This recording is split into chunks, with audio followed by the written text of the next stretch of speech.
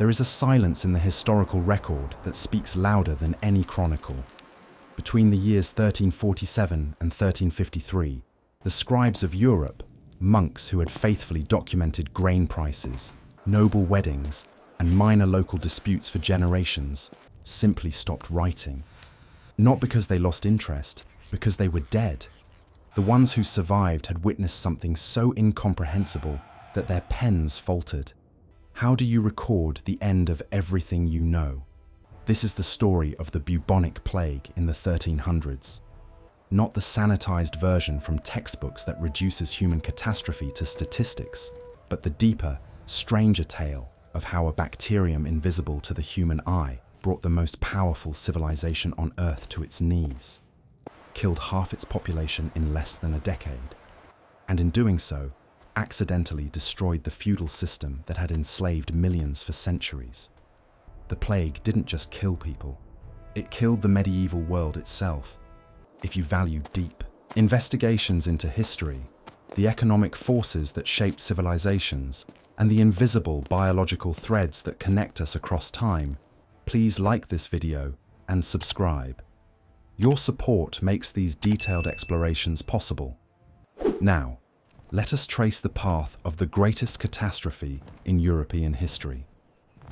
1. The world. Before the fall, when Europe believed it was invincible. The Europe of the early 1300s bore little resemblance to the dark, primitive society most people envision when they hear medieval. This was the apex of the High Middle Ages, and by every measurable standard, civilization was thriving. Start with the numbers. Between the years 1000 and 1300, Europe's population had exploded from approximately 30 million to roughly 75 million people. The cause was environmental, not cultural. The medieval warm period, a climatic phenomenon that raised average temperatures across the northern hemisphere by roughly 1 degree Celsius, transformed marginal, agricultural land into productive farmland. Harvests that would have failed in earlier centuries now succeeded. Forests were cleared at unprecedented rates. New villages appeared across previously uninhabited regions of Germany, Poland, and Scandinavia. The cities were bursting. Paris, by the year 1300, held approximately 200,000 souls packed into a space of roughly 1,000 acres. The original Roman walls had been expanded twice. Florence counted 120,000 residents.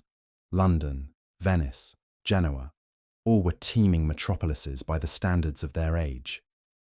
The Gothic cathedrals rising across the continent were not just religious statements. They were advertisements of surplus wealth, technological sophistication, and coordinated labor on a scale not seen since Rome. But the real revolution was connectivity. The Mongol conquests, brutal as they were, had created something unprecedented: the Pax Mongolica. For the first time since Alexander the Great, a single political military system controlled the entire landmass from the Pacific Ocean to the borders of Poland. A merchant could, in theory, travel from Venice to Beijing without ever leaving Mongol-controlled territory. The Silk Road was not a single road, but a network of caravan routes.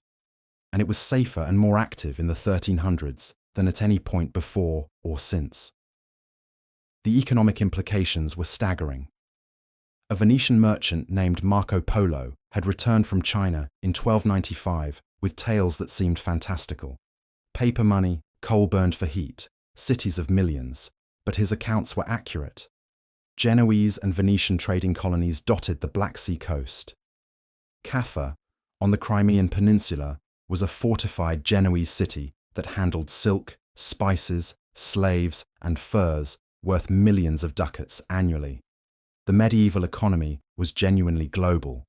Understand what this meant. When a Parisian housewife bought pepper for her stew, that pepper had traveled 8,000 miles along a route involving dozens of middlemen, 3 different empires, and at least 5 ships. The price she paid reflected tariffs collected by the Mamluk Sultanate in Egypt, Genoese shipping monopolies, and Venetian quality inspections. This was not a primitive barter economy. This was sophisticated, interconnected, finance-driven capitalism.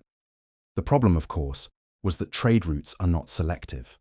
They carry ideas, technology, wealth, and culture. They also carry disease. The very networks that made Europe rich created the perfect infrastructure for biological catastrophe. The Silk Road was about to deliver its final, most devastating cargo. 2. The invisible enemy waiting in the steppes of Central Asia. The agent of destruction was Yersinia pestis, a bacterium so efficient at killing that it remains to this day classified as a potential bioweapon. Yersinia pestis evolved millions of years ago in the highlands of Central Asia, likely in the region of modern Kyrgyzstan or northwestern China. Its natural reservoir was the burrowing rodent population of the steppes: marmots, ground squirrels, gerbils. The bacterium existed in a relatively stable ecological balance. Rodents carried it, fleas transmitted it, and occasionally it killed its hosts. But the rodent population always recovered. This was not a new disease. It was ancient, localized, and largely irrelevant to human history, as long as humans stayed away from infected rodent colonies. The disruption came from climate. Around the year 1338, the same climatic shifts that had blessed Europe with warmth began destabilizing Central Asia. Tree ring data and historical chronicles suggest a pattern of severe droughts, followed by unusually heavy monsoons. The wild rodent populations, dependent on stable grassland ecosystems, suffered catastrophic die-offs. Starving, infected rodents migrated closer to human settlements along the trade routes, searching for food. The bacterium made its leap. Fleas, abandoning their dying rodent hosts, bit humans. The first victims were likely caravan workers, steppe nomads, or residents of small trading outposts along the eastern Silk Road. What happened next is poorly documented because the societies that experienced it collapsed before they could record their demise, but fragmentary reports began filtering westward in the early 1340s. Persian and Arab chroniclers noted catastrophic mortality in India, Mesopotamia, and Central Asia. The numbers are unreliable, but the pattern is clear. Entire regions were depopulating. By 1345, the plague had reached the Mongol-controlled territories around the Caspian Sea. The Golden Horde, the western fragment of the Mongol Empire, was infected, and in 1346, the Mongol army brought it to the walls of Kaffa. 3. Kaffa, where biological warfare became the hinge of history. Kaffa was not just a city, it was the linchpin of the entire east-west trade system. Located on the southern coast of the Crimean Peninsula, Kaffa was a Genoese colony fortified with massive stone walls, towers, and a deep-water harbour capable of handling the largest merchant galleys in the Mediterranean. Its population was cosmopolitan: Italian merchants, Armenian traders, Greek sailors, Tatar labourers, and Jewish financiers. The city's wealth was staggering. Contemporary records show customs revenues in the tens of thousands of gold ducats annually, the equivalent of millions of dollars today.